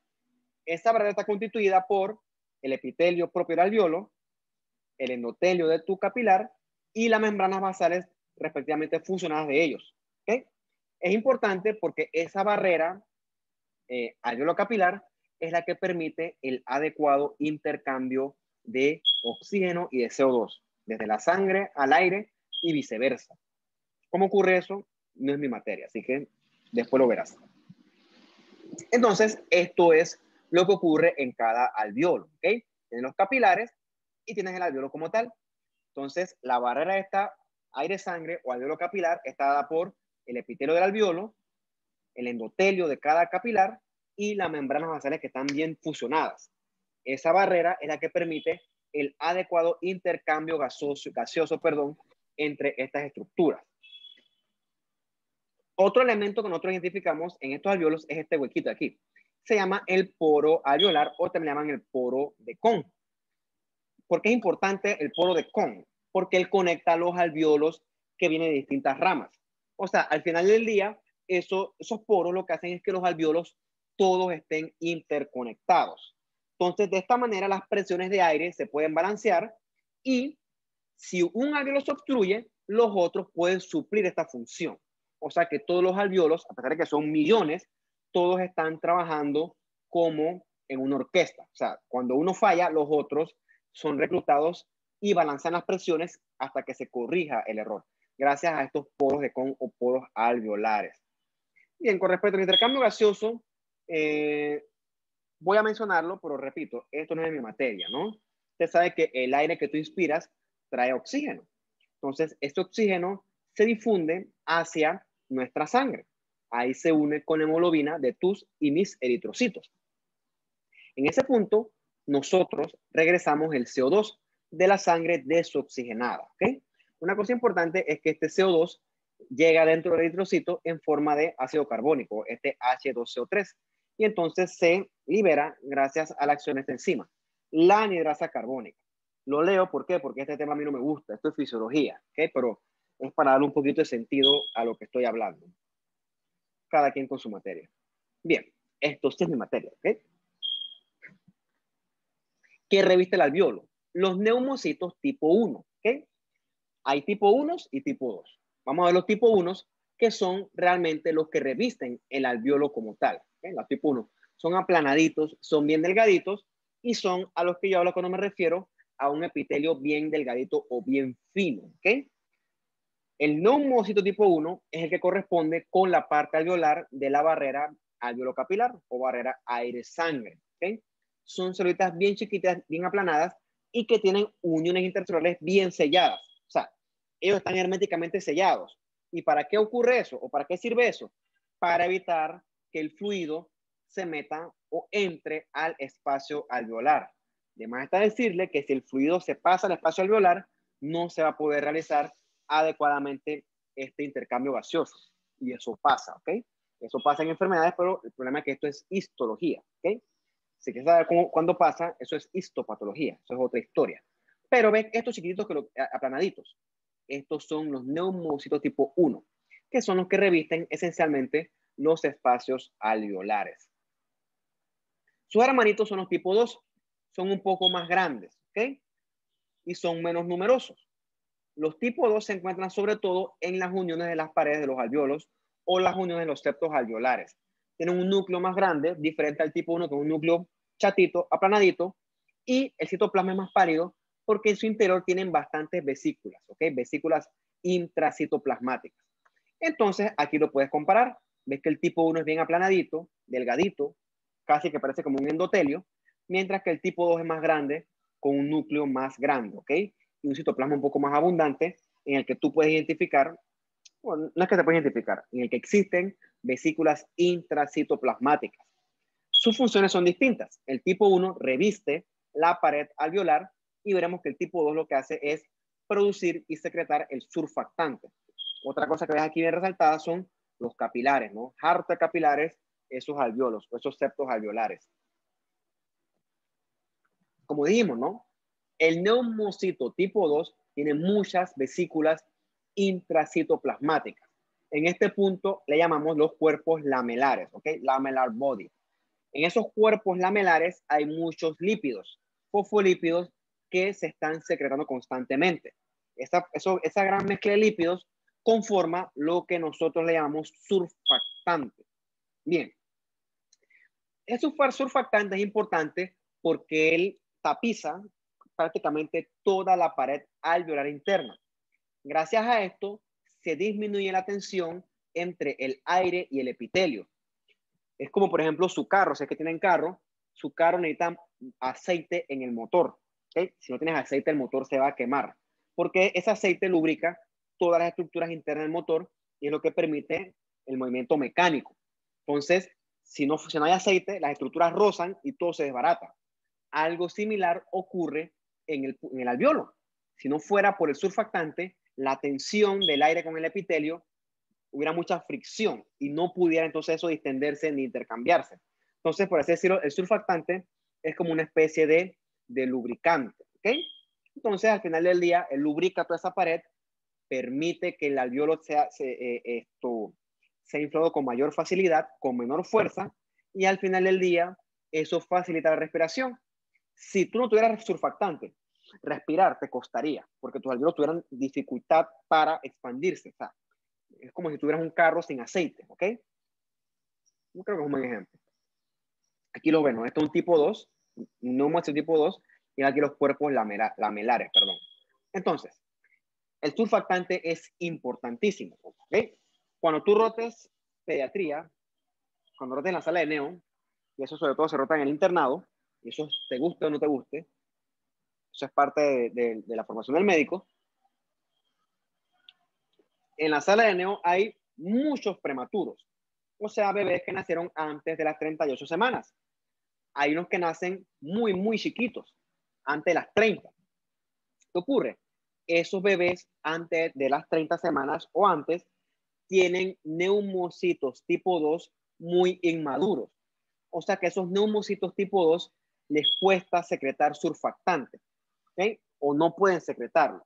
Entonces, esos bebés chiquititos tienen dificultad para poder expandir sus alvéolos. Él puede comenzar a respirar, pero tú ves que con el tiempo él se va a cansar. Si tú lo permites, él se va a cansar lo suficiente para que eventualmente deje de respirar y se muera. ¿Okay? Este espectro se llama el síndrome de distrés respiratorio del infante y eso es común y obviamente, lógicamente es común en prematuros. Entre más chiquitito, mayor riesgo. Y ocurre por eso, por el déficit de surfactante.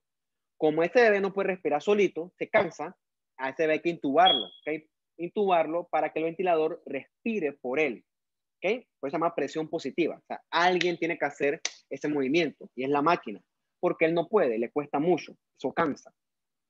Y se cansa, de hecho, ¿no? Por eso es que hay que intubarlo. Y lo otro es que hay que administrarle surfactante exógeno por el tubo, ¿no? Que eso viene de vaquitas. Que eso se hace, usted lo vivirá si sigue avanzando en su carrera. Bien.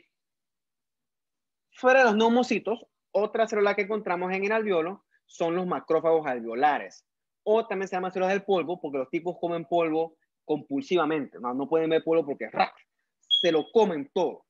Se encuentran esos alveolos dentro de los espacios alveolares y también en los septos interalveolares. Como buenos macrófagos que son, se derivan de los monocitos.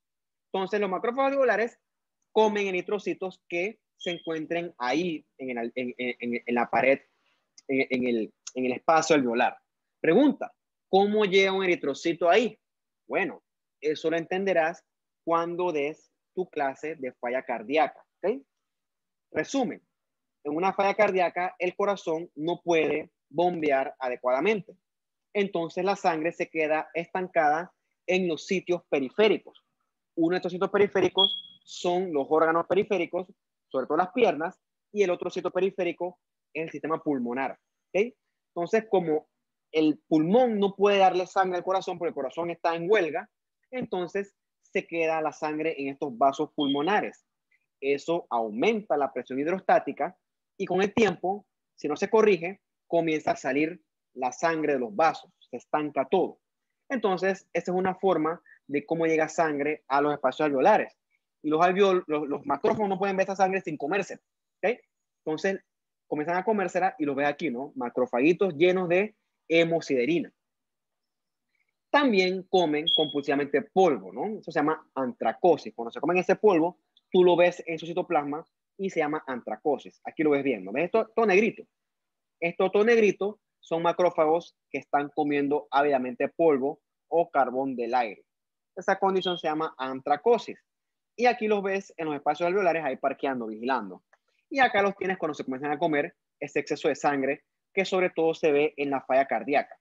De hecho, estos macrófagos llenos de hemosiderina se llaman heart failure cells. Voy a escribírselo. Se llaman, a ver, everyone. Heart failure cells. Ocurren por eso, ocurren en falla cardíaca porque la dinámica cardíaca está alterada y toda esa sangre se queda estancada en los pulmones. Además, está decirle que el paciente tiene dificultad respiratoria porque los pulmones están sobrecargados de líquido. Sobrecargados. Los alveolos, como son epitelios, también se pueden regenerar. Para hacerlo rapidito, el que toma esta función es el neumocito tipo 2. ¿Okay? En este caso, tú puedes considerarlo a él la célula progenitora. O sea, cuando tu alveolo sufre daño por X y Z motivo, el tipo 2 se encarga de regenerarlo. sea, que es para que, se lo pongo aquí para que veas que sí se regeneran. O sea, no es que el daño alveolar es eterno. Por eso es que decían en la diapositiva anterior que eso es potencialmente reversible siempre y cuando tú quites el agente ofensor. Ya para terminar así la última parte es la pleura, ¿no? Recuerden ustedes que tus pulmones no están en la cavidad torácica solitos, o sea, ellos están revestidos por su pleura. Entonces, es como un sándwich, ¿ok?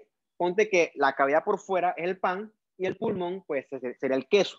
Entonces, el queso está revestido de su propia pleura, que es la pleura visceral, y la parte del pan, o sea, la cavidad torácica, está revestida de su pleura parietal, o sea, dos pleuras. Y en el centro hay un espacio pleural. Eso se ve bien acá. Tienes aquí el pulmón, revestido de su pleura visceral, y acá afuera la cavidad torácica, revestida de su pleura parietal, y en el espacio hay un espacio pleural, o también le llaman cavidad pleural. Entonces, usted sabe que sus pleuras están revestidas de mesotelio, ¿no? Ya se lo conocimos en algún momento, ¿no? Hemos hablado bastante, o he hablado bastante yo. Entonces, esa cavidad pleural está llena de fluido. Ese fluido permite que haya líquido, ¿ok? Gracias a ese fluido no hay fricción entre pleuras y eso facilita el movimiento respiratorio. Tienes los alvéolos aquí, tienes aquí tus macrofagitos alveolares y por acá afuera ves, ¿no? Ves que tienes tu capa de pleura visceral, que es mesotelio, o sea, un epitelio escamoso simple, una sola capita. Y aquí la capsulita de tejido conectivo que rodea los pulmones. Acá también se ven, ¿no? Acá están los alvéolos, están los macrofagitos estos, o dos cells parqueando ahí, esperando comerse lo que sea que venga. Acá fuera la cápsula del pulmón, y aquí, pues no se ve, pero debería corresponder con el mesotelio. A veces se ve, a veces no, depende del corte también. Bien, cuando avances en tu carrera, vas a ver que hay urgencias con respecto a la pleura. Una, por ejemplo, es el neumotórax.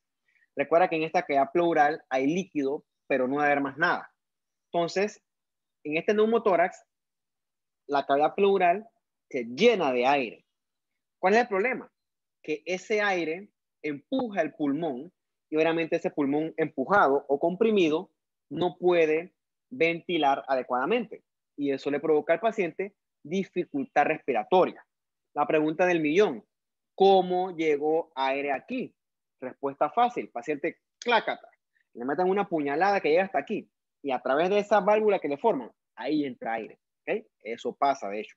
Ahí entra aire. Otra razón que puede hacer esto, por ejemplo, una que se me ocurre, es en ventilación mecánica. Al paciente le ponen parámetros muy altos y eso fuerza mucho al pulmón y el pulmón, ¡puf!, un alveolo se puede romper. Entonces sale airecito desde adentro del pulmón hacia la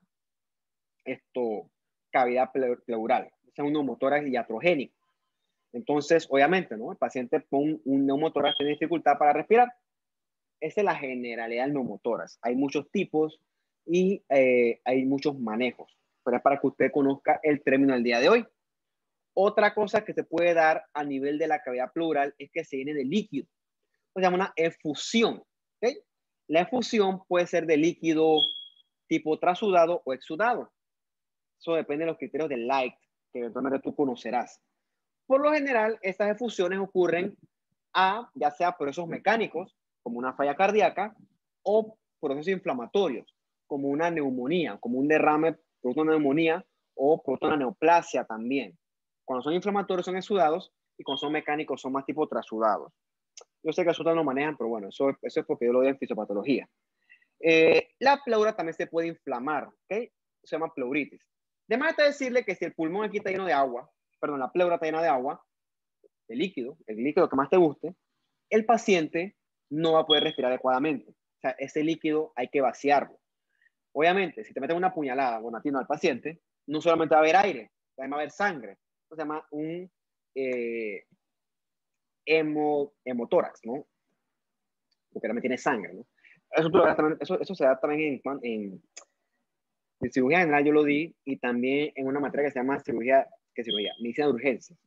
También se ve bastante, ¿no? Pero es para que tú agregues eso el día de hoy a tu glosario. Mira, otra cosa interesante, para hablar un poquito del cáncer pulmonar. Bueno, aquí en Panamá no es tan común, ¿ok? Y una causa que se me ocurre a mí de por qué no sea tan común es porque aquí nosotros fumamos muy poquito. Eso es una cosa buena en nuestro país, una cosa que es anormal para nuestro entorno socioeconómico, cultural. Como les dije, ¿no? El tabaquismo es la principal factor de riesgo para el carcinoma escamoso. Sin embargo, irónicamente, el que sí es común aquí es el adenocarcinoma. Claro, es común en relación con el escamoso. En otros países es más raro esto. Se asocia a otros factores de riesgo y sobre todo es en no fumadores. Hay otro tipo que es bien malo, que es el de células pequeñas, que se origina de células de Kulczycki y por lo tanto tiene un comportamiento muy maligno, ¿no? Se llama también carcinoma de células, es neuroendocrino, o sea, es bien malo. O sea, casi que sentencia de muerte. Entonces, esto que tú ves aquí es el cáncer, ¿no? Aquí están los alvéolos, y aquí como una masa de células, todas atípicas, todas plomórficas, que ocupan los espacios. O sea, aquí no hay espacio alveolar. Aquí también se ve, aquí hay cartílago, y tú ves aquí cómo todo está reemplazado por sábanas de células atípicas, estratificadas. Eso es típico de un carcinoma de células escamosas. Son malos los condenados. ¿Okay? Y con eso sí termino yo.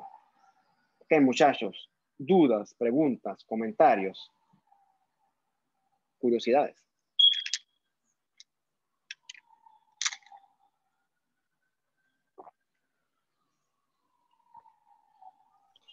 Profe, yo tengo bueno, es más bien una curiosidad que me gustaría saber, es con respecto a las neuronas olfatorias. ¿El COVID cómo afecta a las neuronas olfatorias? Estuviéramos aquí no a leer. Mira, te voy a ser sincero, yo no he leído eso, lo siento. A nosotros los patólogos del COVID como que nos da alergia. Puedo leerlo, me da risa porque en el curso pasado, no ustedes, mandé a los estudiantes a hacer investigación de COVID y que me dijeran de que las manifestaciones fisiopatológicas del COVID respiratorio, del COVID digestivo, del COVID metabólico, y entre esas está el COVID ese que es el neurosensorial. Así que de repente me busco una de esas cosas y te lo contesto. No sé, sorry, no sé. Pero también lo voy a investigar. ¿Por qué en el paciente con COVID hay hiposmia o anosmia? Ay, me comprometo a contestártelo. A mí cuando dices COVID, a mí eso me da como alergia estudiarlo. Porque es que yo no lo veo y por lo tanto no me gusta, no sé. Vale, yo lo voy a leer, no te preocupes, y te lo voy a transmitir cuando lo lea. ¿Qué más? Ya se aprendo yo también.